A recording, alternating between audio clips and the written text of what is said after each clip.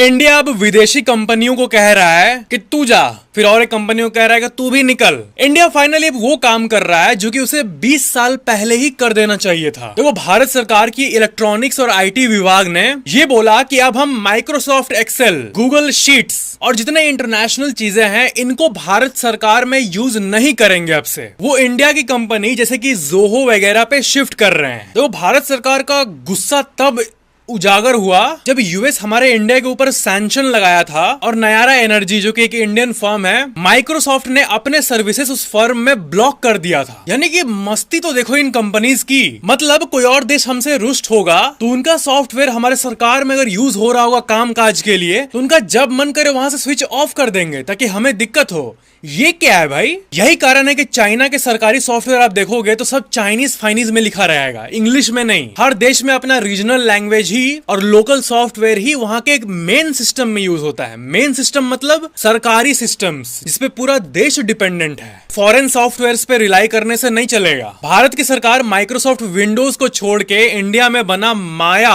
OS को use कर रही है। अब से सारे गवर्नमेंट एम्प्लॉइज में व्हाट्सएप छोड़ के इंडिया का अपना मैसेजिंग सॉफ्टवेयर संदेश को रोल आउट किया जा रहा है। और इंडियन आर्मी के बातचीत का तो मैंने आपको बताया था कि वो व्हाट्सएप नहीं बल्कि भारत का एक स्पेशल सॉफ्टवेयर संभव यूज करते हैं। तो ये सब जो होते हुए दिख रहा है ये सुनने में सिंपल लग रहा है लेकिन ये बहुत जरूरी है भाई, और इससे हमारा देश का फ्यूचर सिक्योर हो रहा है एक्चुअल में। हाँ, इंडियन सॉफ्टवेयर में कमी है, उनको और थोड़ा एडवांस्ड होना होगा, लेकिन हो जाएगा ना वक्त के साथ। एफर्ट तो लगाए कोई। लाइक सब्सक्राइब जरूर करना।